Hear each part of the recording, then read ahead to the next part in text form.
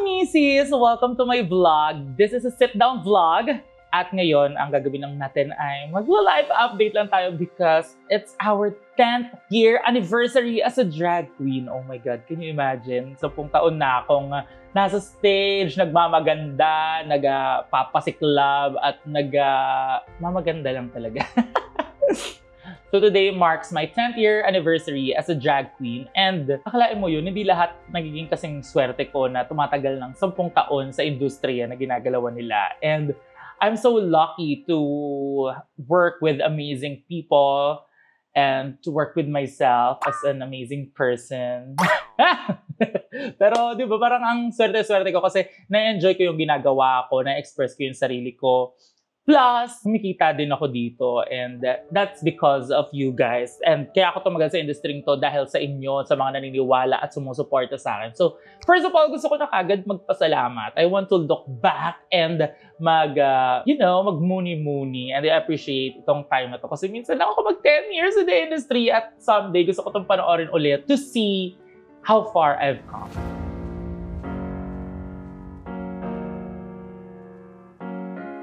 So I started sa banyo namin. Pero paranood ko noon season 6, doon ako unang na-inspire. No? Nakita ko yung season 6 ng Drag Race sa USA. And then, idol na idol ko si Bianca Del Rio. So, one time, nag-makeup ako sa banyo namin. Meron lang kaming maliit na salamin doon sa banyo. Doon lang ako nakatingin. Tapos, kunwari naliligo lang ako or whatsoever. Pero naglalagay na ako ng mga sequins sa aking eyeshadow and all that. And who would have thought, di ba, na from that moment, doon ko umpisahan ang aking karera bilang isang drag queen. Oh, di ba? Sabog! Tapos nauso yung mga makeup transformation, makeup tutorial nila Mama Paolo Ballesteros, di ba ni Mama Pao? And tinry ko lang siya sa sarili ko. Bakit nga ba ako? Tinry ko kung kaya kong gumawa ng makeup na pangbabae at gumaya ng muka. And because of that, di ba, pinopost ko to sa Facebook, sa Instagram. Nakilala ko yung mga ibang drag queens, no? Mga local queens natin dito sa Pilipinas. Like si Brigading at si Lady Gagita, si Andy Crocker, ayan, yung mga yan. So si Lady Gagita, yung unang nag-message sa akin na parang may future ka. Kaya mong gayahin si Cher. Sabi niya sa akin, ayun ang Beyonce. Beyonce yung gusto ko. So sabi niya, kaya mong gayahin si Cher. Sabi ko, sino po si Cher? Oh my God! Lagot ako sa mga fans ni Cher. So yung time na yun, hindi ko pa alam. Hindi ako cultured. Taga Bulacan ako. At wala kaming signal dun sa area namin kasi pababa kami. Wala kaming internet. So meron lang akong CD ni Beyonce, at all I know is I wanna be like her. I wanna be that confident, that beautiful, that talented. I wanna be a woman when I'm on stage, di ba? Tapos di ko alam na may ganun palang klase ng art, may drag pala. Tapos, habang nag-explore ako ng makeup, habang gusto ko matuto mag-makeup transformation, mag-makeup ng mga zombie and all those kind of things, habang nag-search ako sa YouTube, bigla may lumabas na drag makeup tutorial. So I thought ang drag ay isang kind lang siya ng makeup, no? Parang bridal makeup, may drag makeup, parang ganun. Hindi ko alam na drag in itself is a form of art. So ginaya ko yung drag makeup, dun ko na-discover yung season 6 ng RuPaul's Drag Race. Ang nakita ko pa nga nun ay si Nina Flowers. Si Nina Flowers yung unang-una kong drag makeup na nakita. And sabi ko, wow, sobrang interesting ng makeup nila. And then ayun na, nag-search na ako. Hindi ko alam may drag queen pala sa Pinas. Tapos hanggang sa nakita ko na si Brigading, taga-FEU siya. So parang siya yung pinakamalapit sa circle ko. And nakita ko, may drag queen pala din sa Pilipinas. And then ayan na. Habang nagpo-post ako na nagpo-post nitong mga aking makeup na ginagawa, di ba? Na sa Facebook lang to ha. Nakita ni Lady Gagita at nagkaroon ng opening dun sa bar na pinagtatrabahuhan niya. And nag-PM siya sa akin, sabi niya, na, gusto mo bang mag-drag queen? Baka gusto mong i-try dito sa bar na to, may opening kami. So pumunta ako that night. Second year college ako nun, bakasyon ng second year college. So nung day na to, hindi ko makakalimutan, February 7, bilang isang raketera, rumakit ako, nag-makeup ako ng 7th birthday ng isang bata. So binikapan ko siya. Tapos after ko siya make-upan, so maaga to, mga morning ba to hapon? Basta may araw. So, binamake-upan ko siya. Tapos, after ko siya make-upan, ako din yung photographer nung event. So, lahat ng mag-7 wishes sa kanya, pinipicturean ko, ganyan. So, racket talaga bakla. Tapos, after nung racket ko na yun, dala-dala ko na yung costume ko, dala-dala ko na yung makeup ko. Dumiretso ako from Bulacan to Cubao. Tapos, sa Cubao, pagpasok ko sa Pink Manila Comedy Bar, una kong nakita yung mga stand-up comedian. Ako yung parang pangalawa ako sa dumating nung araw na yun. Masyado pala akong maaga. Pero bumiyahe ako from Bulacan. Make-up ako and all that. Racket pa rin, di ba, hanggang gabi. For, ang tawag doon ay audition set. So, sa audition, may TF na. 150 pesos yung binigay sa akin that night. So, bumiyahe ako from Bulacan. Nakabus ako. 150 pesos yung kinita ko. Walang nag-tip sa akin kasi parang 2 tables lang yun nandun. Tapos, 2 tables na yung audience namin. Sa biyahe ko pa uwi ng Bulacan, sa sobrang pagod, siguro humihilig ako sa bus and all that. Paggising ko, may slash na yung shorts ko. So, ninakaw yung phone ko. Habang tulog ako, pagbaba ako ng Bulacan, butas yung shorts ko, tapos nagulat ako, wala na akong phone and all that. Pero, imagine nyo, first day ko yun in drag, no? Pero ganun kagad yung experience ko. Nang hinaan ba ako ng loob nun? Syempre, hindi. So, during that time, after a week, mayroon akong naging jowa-jowaan nung time na yun. Tapos sabi niya, uy, support ako sa'yo, samahan kita sa show mo. So, sinamahan niya ako sa show. Tapos, after nung show namin, kinabukasan, hindi na siya nagparamdam ulit. So, for a time, parang naniwala ako na pag drag queen ka, wala kang love life and all that. Yun lang, sad lang. Pero buti, kinapitan ko pa rin ang drag, no? Kasi, nasatisfy ako sa palakpakan, sa fantasy, sa ganda. Ang pangit ko nitong drag queen, ha? Gato yung itsura ko noon. Pero, feeling ko ako yung pinakamagandang drag queen sa lahat. This is one of my first drag makeup.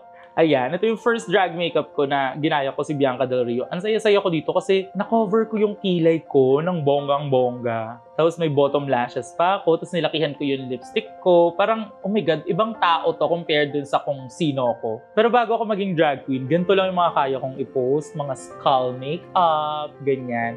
Kasi para ipakita na artist ako, hindi ako bakla. Anyways, to cut the story short, ang hirap nung inumpisahan ko yung drag queen. Hindi pa uso yung drag queen noon, nung panahon na yun. I mean, uso na siya, pero masyado siyang underground. Feeling ko, hindi pa siya mainstream. So, parang hindi mo pa siya nakikita as a career. Especially for a student like me, na pag natapos, meron ang sure na magiging career. Parang ganon. Pero sa drag, parang hindi pa siya ganon ka-widely known. Unlike pag stand-up comedians, nung time na yun, sobrang sikat na sila Meme. Yung mga ganon.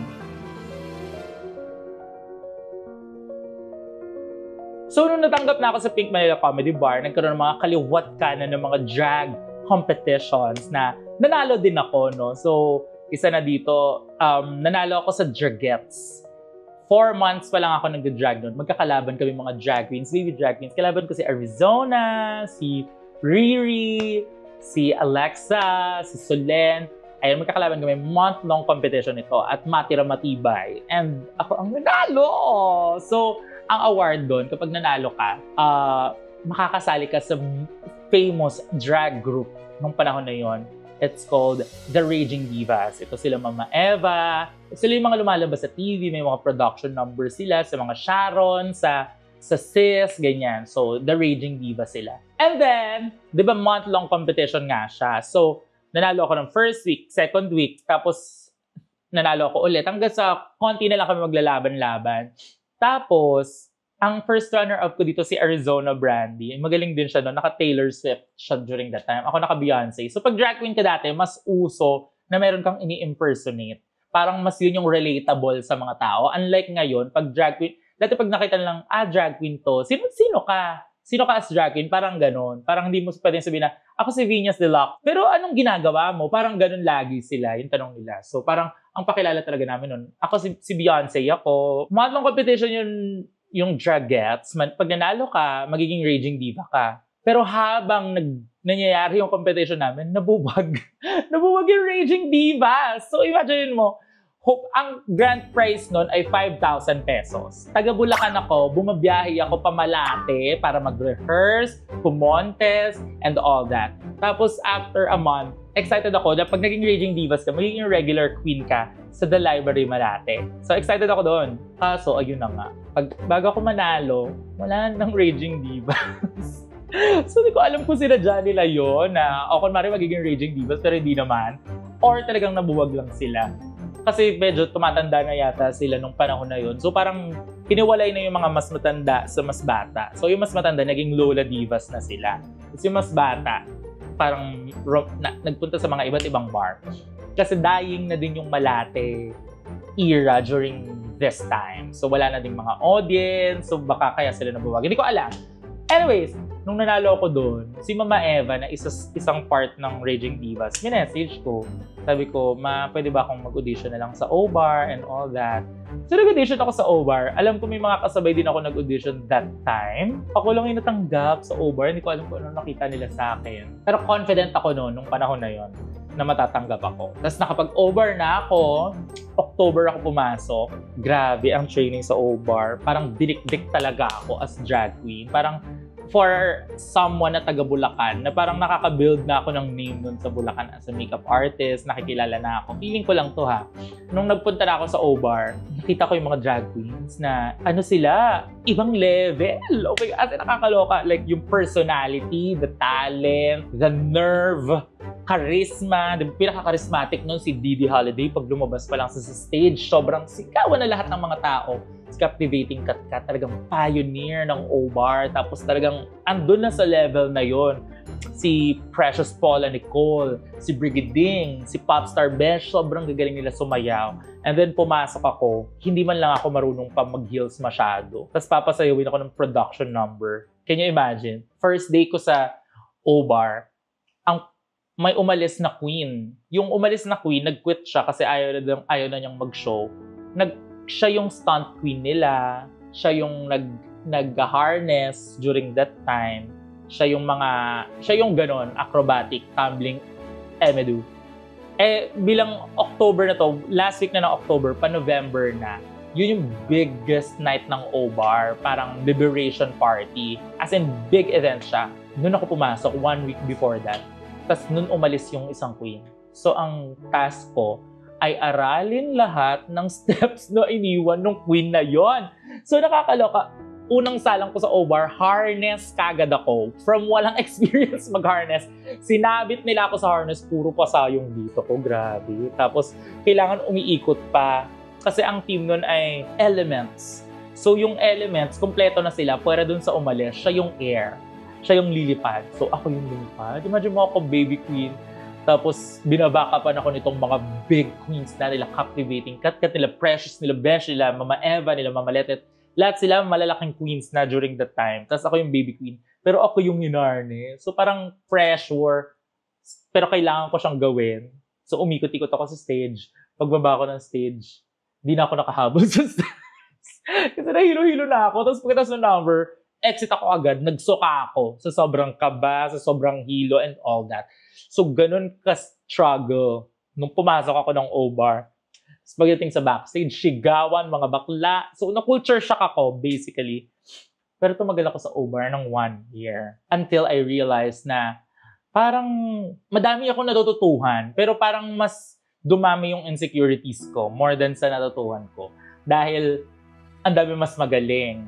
Hindi ako pwedeng gumawa ng numbers na gusto ko. Kasi nung panahon na yon, pag Beyonce ka, may mas magaling sa'yo na Beyonce. Like si Precious. Sobrang galing niya mag-Beyonce. Hindi na ako pwede mag-Beyonce. Si Katkat Lady Gaga na nun. Hindi na ako pwede mag-Lady Gaga. Parang yun yung sign of respect namin sa mga mas naunang drag queens.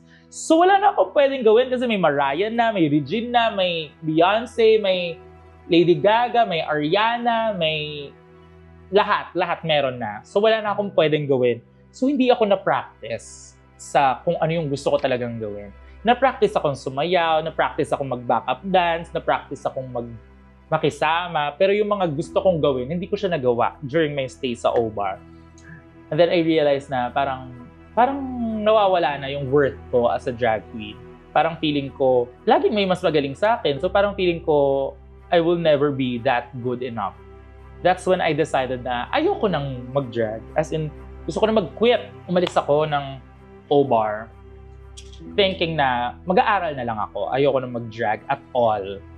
So, pag alis ko ng O-Bar, yun yung paalam ko sa kanila. Sabi ko na, ayoko na pong mag-drag. Gusto ko na lang magpahinga. Gusto ko mag-focus sa pag-aaral. Kasi nagkaroon ako ng bagsak noon sa school. Dahil galing akong work and all that, na-late ako sa isa kong subject. Galing akong bar. Na-late ako sa isa kong subject. And dahil na-late ako doon, binagsak ako ng prof ko. That's my journalism class. So, during that time, dun ko na-realize how important time is. Kaya, ayoko ng late! Charay! Kaya tumatak sa utak ko simula nun na hindi ako nalilate. So, that's the most important thing na naituro sa akin ng experience na yun. So, after my O-Bar, nung nagpahinga na ako sa pagda-drag ko, October ako umalis after ng birthday show ko. Sabi ko, after ng birthday show ko, ayoko na.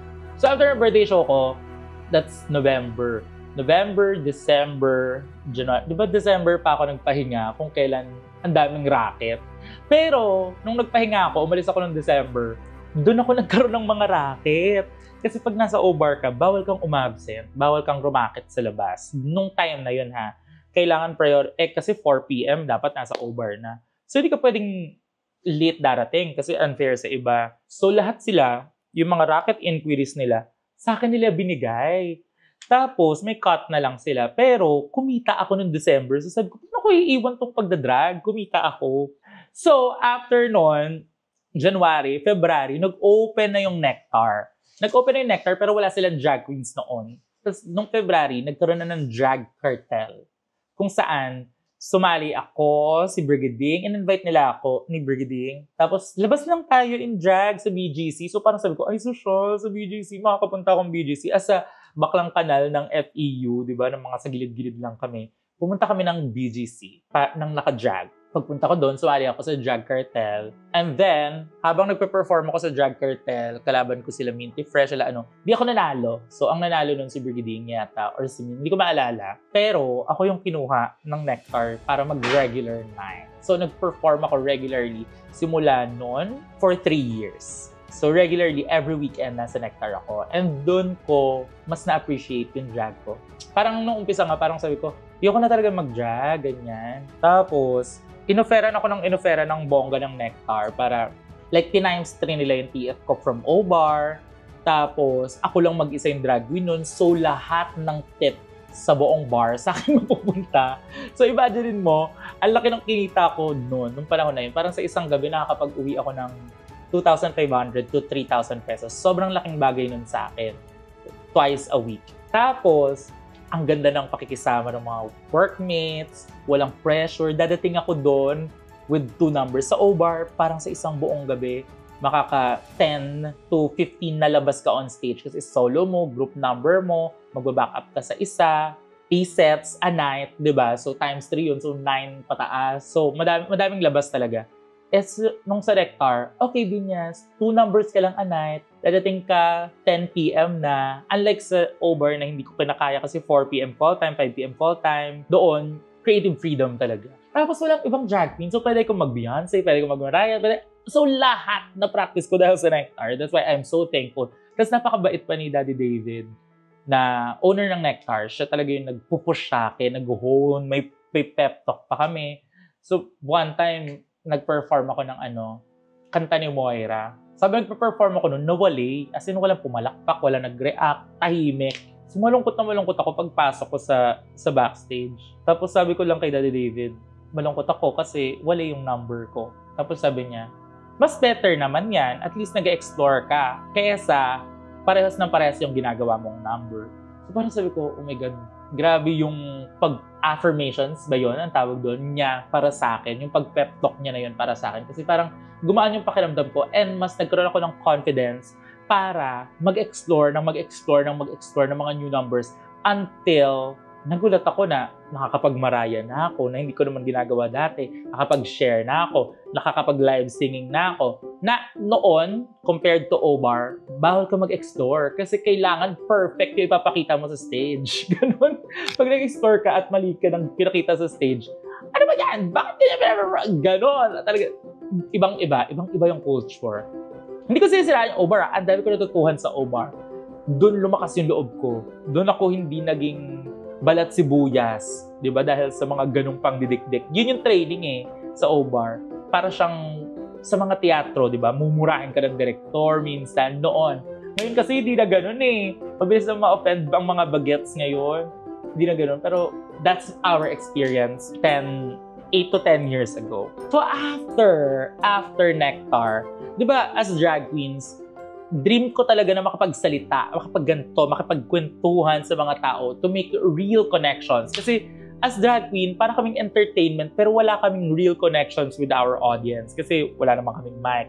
Nagli-lip sync lang kami sa stage. So parang pinofulfill lang namin yung fantasy ng mga tao na kahit pa paano makita si Mariah sa stage, si Beyonce sa stage, yung mga ganon. Pero hindi deep yung level ng connection. So, during my stay sa Nectar, every week ako umiinom, every week ako nakikipag-chikahan sa audience, na malakas ang tugtog and all that. So, feeling ko, slight na apektuhan yung boses ko tsaka yung tenga ko. Dahil sa mga nangyayari na gano'n. For the span of 3 years, nawala yung falsetto ko, na paus na ako magsalita lagi, hindi na ako nakakakanta. Unlike bago ako mag-drag, biritera ako sa teatro namin, musical plays, ganyan. Ako yung sumasalo dun sa mga babaeng singers kapag di na nila abot yung mga tono. So, ganun level yung pagkita ko, nawala yun nung nag-Nectar na ako. And parang nalungkot ako deep inside. Kasi yun yung first love ko more than drag. Singing talaga. Hindi ko siya na-practice kasi sa dorm bawal kumanta, bawal mag-ingay dahil makakaabala ka ng mga ibang nag-aaral. Sa Nectar, hindi naman din ako nakakanta dahil paus na ako lagi. So parang feeling ko, merong isang malaking part sa buhay ko na nasayang dahil hindi ko hinown yung aking skill na nararamdaman ko meron akong gift nung bata ako. Hindi ko siya na-hone during ilang years, siguro mga 6 years, no, sa nightlife ko sa O-Bar, sa Nectar, ganyan. So parang ang laking ano niya. Habang nasa Nectar ako, graduate ako sa college. Pag akala ko, once na makagraduate ako, pupunta na ako sa ibang path ng buhay ko. Yun pala, nung graduate ako, mababawasan lang ako ng gagawin. Pero nakakulong pa rin ako sa 4 corners ng nightlife sa Nectar. So parang feeling ko, nagkaroon ako ng quarter life crisis. Parang ano nang next? Ano nang gagawin ko? Magiging drag queen na lang ba ako buong buhay ko? Parang hindi ko pa siya nakikita as career during that time. Parang nalulungkot ako kapag nakikita ko yung mga nauna sa amin na mga hindi nila nagawan hindi sila nakapagplano para sa pagtanda nila. And gusto kong i-prevent yon sa pangyayari na mangyari sa akin. Yung tipong wag sanang maging ganun yung mangyari sa akin. Parang hindi ko na-imagine yung sarili ko na forever drag lang yung gagawin ko. Pero kailangan ko nang magpupush sa akin. Paano ako mag-open ng bagong chapter sa buhay ko.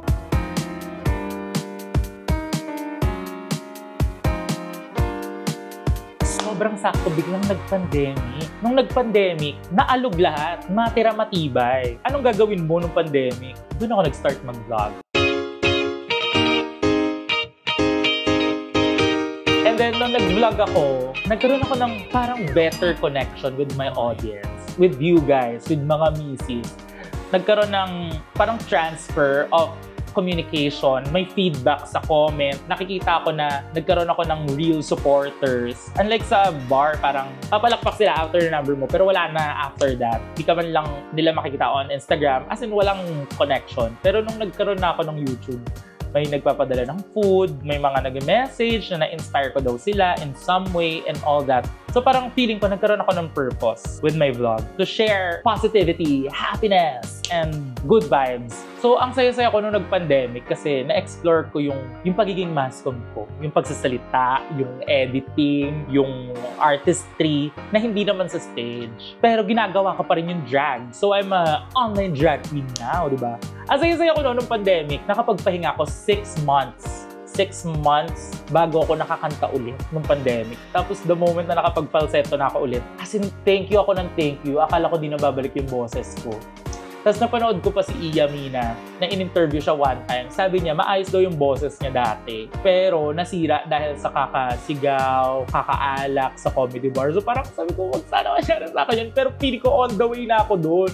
So parang sinave ako ng pandemic. Tapos during the pandemic, dito din ako nag-start makaipon through my wigs. through Facebook Live na much better pa yung kinikita ko nung pandemic more than sa nightlife na pagod ako, nasira yung boses ko, na nawawala yung mga priorities ko kasi parang may priorities akong kailangan punan sa nightlife industry. Kailangan maging pasabi ko kung drag queen doon. Yung pala may iba pa palang stage para sa akin. And this is a stage din, guys. Kasi nagpa-perform din ako dito, nag-express din ako dito. And may nanonood din sa akin dito. Kaya thank you sa inyo. Kaya kung nanonood kayo dyan, please comment down below. Nanonood kami sa Yovinas. We are the Divine Divas! Divine Divas! Welcome to Divine Bar! So during the pandemic, nag-reconnect kami ni Brigading at ni Precious Paula Nicole. Kasi parang sila yung naging close ko sa O-Bar. Pero during my Nectar days, syempre, naiba na din yung mga sisters ko. Kasi hindi naman magkatabi ang Nectar at O-Bar, diba? So sila Andy na, sila Taylor Shish na yung mga lagi kong kasama. Pero during the pandemic, nag-reconnect kami nila Brigading at Precious. And dito na nabuo ang Divine Divas! So Divine Divas, gumawa kami ng... Ito kasi yung pangarap namin noon pa. Yung kailan kaya kami magkakasama-sama ulit sa isang bar. Siyempre hindi sila pwedeng tumalon sa Nectar kasi maganda naman yung offer sa kanila sa O-Bar. Pero bawal tumalon yung mga drag queens noon. Pare ako taga-Nectar ako. Hindi ako pwede mag-show sa O-Bar. Mga taga-O-Bar, hindi pwede mag-show sa Nectar. Ganon dati, ka-strict. Tapos, nung panahon na yon, nabuo nga yung Divine Divas. Ang saya-saya namin. Kasi parang gusto namin magkaroon ng bar kung saan meron freedom. Magagawa namin kung anong gusto namin. Pwede kami mag-host. Kasi yung dream namin ay makahawak ng microphone at makipag-mingle sa mga tao na nanonood sa amin. And nagawa namin yung lahat sa Divine Bar. Diba? Sa Divine Bar kung saan nasa bahay lang kami. Kami nagpa-produce ng show. Kami naglalagay ng lights namin. Kami nakikipag-usap sa mga tao. Nanghihingi din kami ng tips. Nakikipag-reconnect kami sa iba't ibang tao from all over the world, di ba? Meron taga-US, may taga-ganito, taga-ganyan. Lahat pandemic eh. So, walang form of entertainment masyado. So, parang nakakita yung mga tao ng escape through us. And na-appreciate din naman namin yung mga taong umalalay sa amin during the pandemic kung paano namin na-survive ang pandemic dahil sa inyo. Nung nabuo na ang Divine Divas, binuo kami ni Mikmik, our super close friend. No? Siya yung parang tumayong guiding star namin, no? Na moms namin, tatlo ni Brigading at Precious. So, parang siya yung nagtuturo sa amin on how to elevate our drag, how to dream bigger, how to, you know, how to maximize our talent. So, si Mikmik yung nag-inspire sa amin to keep pushing and pushing the boundaries. Kasi from nasa laylayan, di ba, yung mga drag queens, parang pinaprofessionalize namin siya during that time. So, thank you so much, Mikmik.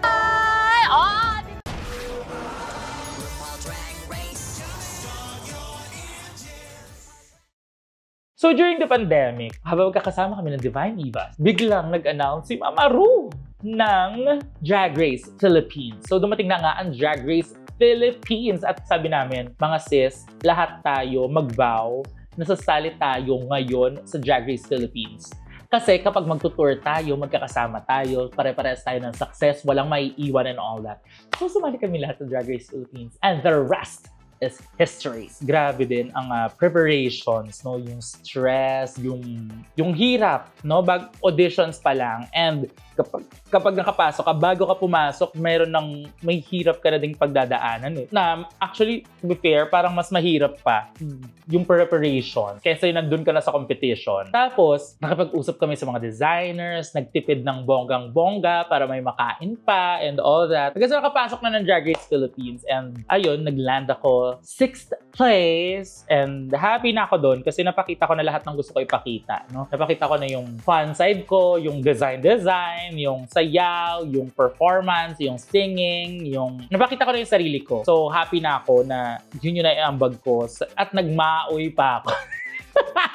Nagwala pa ako sa dulo. Kaya, super fulfilled ako. Pero, mas malalayo pala yung pressure after Drag Race. In-expect yun, ha, mga misis. So, after Drag Race, alam kong talo ko sa Drag Race. So, anong gagawin ko para maging relevant? Kasi hindi ba lang ako umabot sa top 4? Can you imagine? So, sabi ko, kailangan i-shoot ko ng bongga tong mga looks ko. Kailangan paandar ako sa social media. Kailangan hindi ako magpapahuli. I act as a winner and all that. So, mindset ko yung sarili ko ko mag-isa during the pandemic. And then nakita ko si Fuchsia, ang aking unang anak, at saka si Tiny Deluxe, tsaka si Pinky Bella. Ayan, so sila yung tatlo. Tapos dumating na din si Sophie, nung narinig niyang, ay, sisikat to, kailangan maging nanay ko to.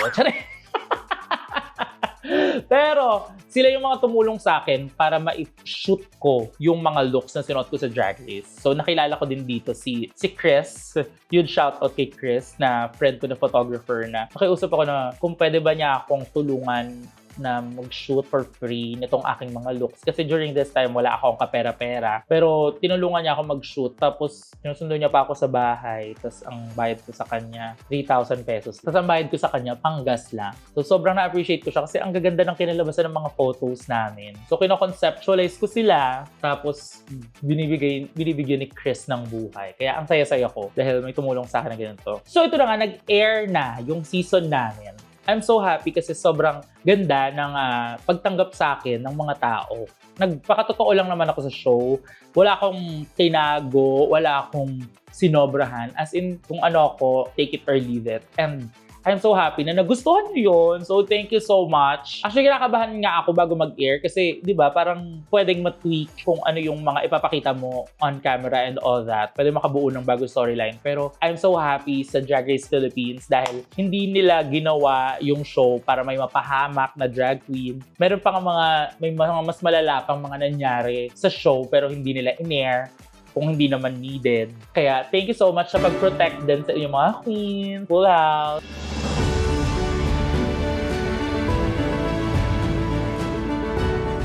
So, nabuo na nga lalo ang Divine Divas during the airing ng Drag Race. Nakapag-concert kami na puno namin ang New Frontier Theater sa Cubao. And grabe yung moment na yun. Nung nag-perform ako, tapos nakita ko yung mga light sticks ng mga tao sa akin crown na kulay blue. Sobrang, dun ko na feel na parang baka may nagawa akong tama in my career, in my life. Kaya, andito yung support na natatanggap namin. So, I'm so grateful sa mga taong sumuporta sa amin during that time. Napatuloy pa rin sumusuporta ngayon. Thank you so much. Sobrang magical nung moment na yun. Kasi parang lahat ng paghihirap, pagod, promotions, rehearsal, and all that, parang nasulit after our concert. Of course, with the Divine Divas, mga achievements namin, no? Nakapag-record ako sa ABS-CBN Music. Thank you so much, Jason Sarmiento, sa pag-push sa akin. Kaya, thank you so much kay Moops, kay Miss Alex, no, na unang nag-offer sa akin kung bakit ko nagawa ng sariling revival, rendition, ang I'm Feeling Sexy Tonight. Of course, kay Sir Kiko Salazar, diba, natulong sa akin sa Macy's. Can you imagine, dream kong maging singer simula bata ako. Pero hindi ko in-expect na magkakaroon ako ng sarili kong song. Tapos, under pa sa biggest, diba, record label company in the Philippines. Sa isa sa pillars ng entertainment sa buong Pilipinas, which is ABS-CBN. So, sobrang laking pasasalamat talaga. Parang nakakaloka na parang nag-exceed pa siya dun sa mga dream ko. Parang dati meron kasing recording studio dun sa Bulacan, sa Gumaok, sa kanto ng Gumaok. May recording studio dun na pwede kang mag-record ng kanta mo tapos i-burn nila sa CD. Yun lang yung pangarap ko dati. Tapos ngayon, to work with amazing people like Sir Jonathan Manalo, Star Music, Sir Roxy, di ba? Tapos parang lahat sila naniniwala sa kakayahan ko as an artist. Parang sino ko, parang hindi maniwala sa sarili ko, di ba? Parang excited sila to meet me nung unang kita namin. Alam ko, ang dami ko pang kailangan kaining bigas, pero yung tiwala na ibinigay sa akin itong mga taong to, di ba? They've been working with big celebrities like sila Regine Velasquez na lang, di ba? Yung pinaka-todo na. Tapos, yung same mic kung saan siya nagre-record, doon din ako kumanta. Di ba? Parang, nakakaloka. Parang, ngayon ko lang din siya nare-realize. So, thank you so much po. Nahihiya tuloy ako kasi di pa namin nare-release yung aming mga songs na ni-record ko din last year. Pero i-release siya this year. Ako lang yung ini-intro nila. I'm so sorry po. Pero ito, nag-vlog ako ngayon. Pero marirelease siya soon and I will make you all proud kasi magiging maganda to. So during Drag Race season, ayan, no, ang dami kong learnings noon. Parang lahat kasi nakatingin sa amin, naka-magnifying glass. And hindi mo alam kung anong gagawin mo, how you will handle all the emotions, how will you handle all the attentions. Tapos, nagkaroon pa ng time na na-scam pa ako nung unang nagmamanage sa akin. Nakakalungkot kasi tinake advantage niya yung noise na mga nangyayari sa akin sa paligid. Pero ayun, hindi ako sumuko after that. Hindi ko inalang inisip na may mga tao pala talagang magte-take advantage sa'yo. Pero ang kailangan mo lang gawin is move forward. Kasi yung universe, tinutulungan niya yung mga taong may mabuting intention sa mga ibang tao din. Maybe it's sa hard way man. Ako kasi tough lover ako eh. Pero kung mabuti may intentions ko sa mga tao, I think, kaya sinashower din ako ng universe ng love and blessings. So mga misis, ayan, my onting advice is pay attention to everything that's happening to you. Huwag kang magpakakampante kahit patawagin mong best friend yung tao. Kasi ganun din yung nangyari sa akin eh. I thought best friend ko siya. Yun pala, may mga ibang ginagawa na pala siya sa likod ng aking may mga tinitake advantage niya na pala ako. So, huwag din tayo masyadong maging mabait, no? Maging mabait tayo sa intentions natin sa tao, pero wag tayong masyadong maging mabait na hindi tayo magagalit kahit alam nating may masama nang nangyayari. And for a long time, pinabayaan ko yun. Kaya hindi ko alam na may tao na palang nangi-scam sa akin. So, I want you all to be aware sa mga bagay and pay attention, no? Wag niyong iaasa sa iba kasi ikaw dapat ang nakakaalam ng mga nangyayari sa iyo.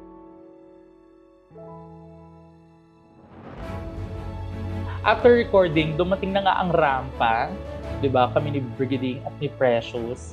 We're so happy kasi finally, more than sa business siya na pwede siyang kumita and all that, na itutuloy namin yung legacy, 'di ba? Nung nakita namin yung mukha namin na mga nakalagay dun sa labas, nagpa-audition kami sa mga bata na never pang nagkaroon ng home bar. Nakapag-impart kami ng aming learnings all throughout these years. Tapos, seeing them now, grabe, nakaka-proud. Nakaka-proud itong mga Rampa Reynas namin. Sana mabisita nyo sila sa Rampa minsan. Dapat makita nyo si Kiari, si Katana, si Bomba, si Felicia, si Zimba, si Kifi, si Ninja. Si Ninja na nag-start as our supporter, our fan. Tapos ngayon, isang totoong babae siya, pero ngayon flying with colors na din as a drag queen. So parang nakakatuwa na nag-start sa amin yung inspiration nila kung bakit nila ginagawa yung bagay na nagpapasaya sa kanila ngayon. And ngayon, hindi lang sila basta nagda-drag. Magagaling silang drag queen. So I'm so proud of them dahil pinagpagura nila yon. And thinking na kahit katiting, may naiambag kami doon ay sobrang laking importance na, sobrang laking bagay na for us as the one of the pioneers in today's generation. Hindi ko sinabing yung madaming nauna sa amin, pero 'di ba, parang ngayon kami na yung nagpapasa ng stage ng corona para sa mga bagong queens. So I'm so happy. Naka-work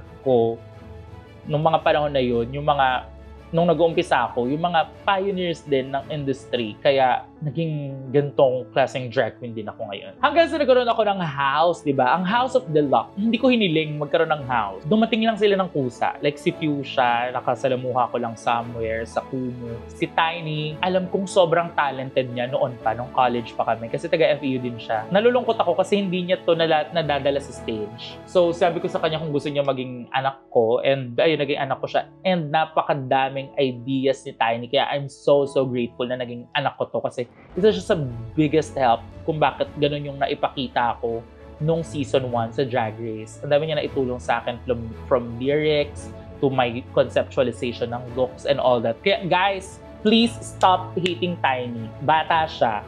Hindi lang halata nung time niya sa Drag Race, pero bata siya and feeling ko naloka lang siya dahil sobrang fan siya ng Drag Race. parang nag-perform siya into a certain way nung nasa Drag Race siya na hindi natin nagustuhan ng mga nanonood. Pero napakadaming talent behind Tiny, no? Napakaraming talent, singing, makeup, ideas, songwriting. As in, grabe.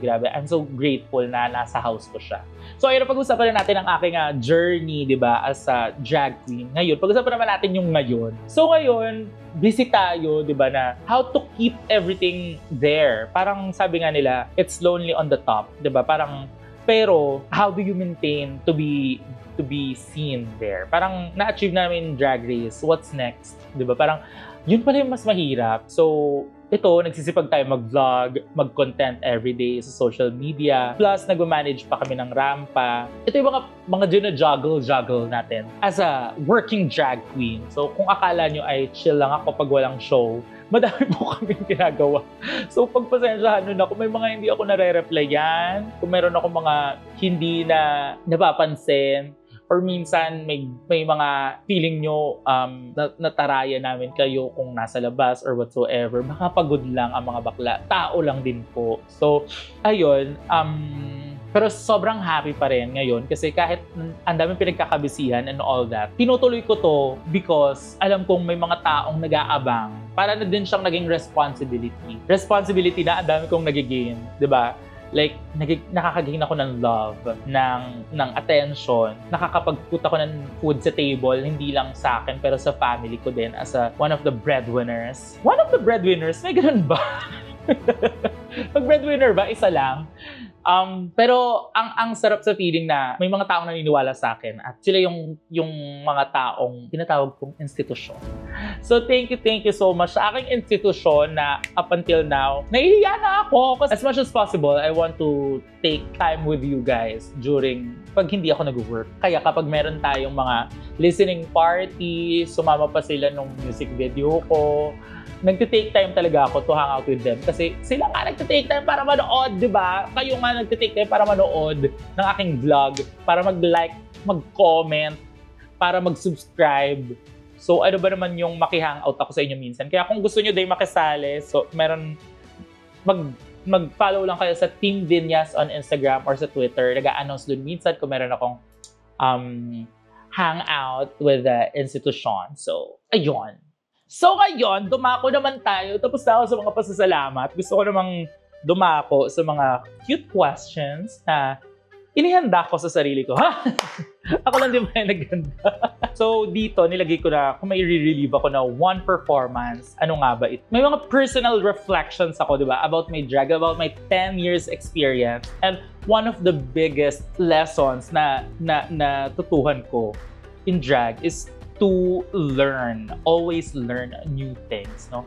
Imagine niyo, hindi naman makakarakit ng marami si Mariah kung hindi ako nag-practice nung Mariah makeup ko 8 years ago. Kung hindi ko inaral every move, every lyric. So, after the Mariah, nag-aral ako ulit ng ibang character, and up until now, madami pa rin akong tinatry na bago. Recently, nag-try ako ng Sabrina Carpenter. Tinitingnan ko kung ano yung saswak sa akin. So, as a drag queen, as a mother, no, ang ma-advise ko in every career na mapili mo is to never stop learning. Kasi once you stop learning, mawawalan ka na din ng sense of purpose.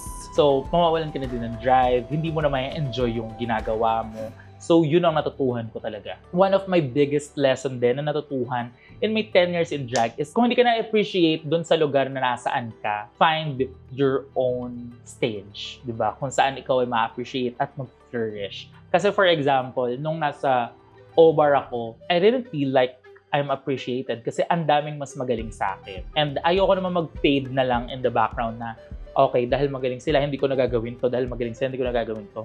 Pero once na pumunta ako ng Nectar, kung saan ako na-appreciate, mas na-push ako to do all my things. Ganun. So, hindi mali yung O-Bar doon. Talagang tama sila na i-appreciate yung mas magaling naman talaga. Pero personally, kung nagstay ako doon, I don't think mag-grow ako into someone na ganito ngayon. So, nung nahanap ko rin yung tamang stage for me, lahat tayo may stage na para sa atin. So, hanapin lang natin. Alam mo kung mapapansin nyo nga, di ba? Parang after Drag Race, di ba nag-pandemic, tapos nagka-Drag Race. Nung after Drag Race, hindi nyo na ako masyadong nakikita sa bar na pala inom, pala chika.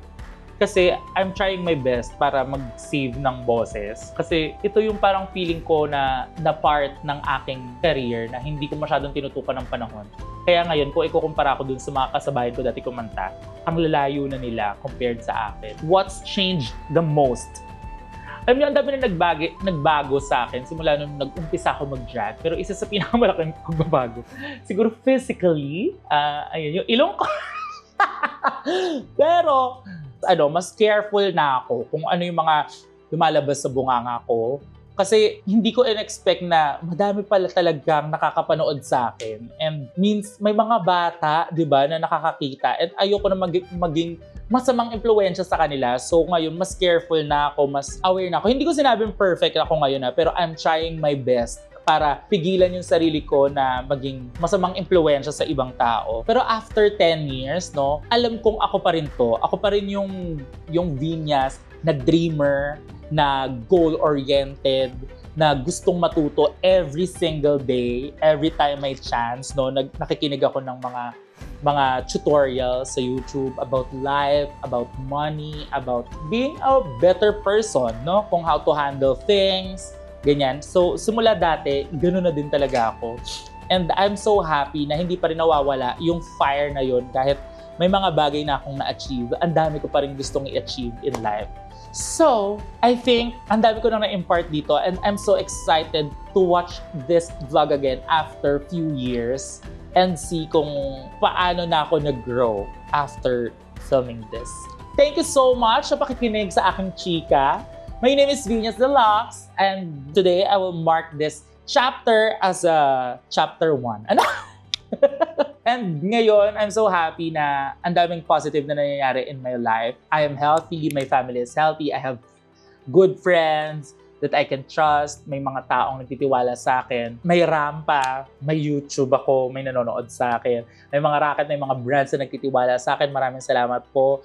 Neutrogena, BDO, Jolly, Institution, thank you so much. And that's it. So, see you sa next live update ko. Ayan, this is a new beginning, di ba? Kung na-enjoy mo yung mga gantong vlogs ko, sit down, chikahan, di ba? Gawin natin to ulit next time, no? Tapos mag-list tayo ng mga questions. Mga hindi ko pa nasasagot before, pwedeng yung mga hard questions, whatever. Suggest kayo na pwede natin maging next vlog. Also, gusto ko din magpasalamat no, sa mga taong, sa team ko, sa mga tumutulong sa akin. Si Elle and si Mark Ignatius, ang aking editors. Ayan, hi! Kaya maganda ang vlogs ko because of them. Of course, sa napakaganda kong OBB, opening billboard. Ayan yung nagmimisis yung mga iba't ibang looks ko. Nag-shoot sa akin yan si Jamie Astrid of Astrid Studios.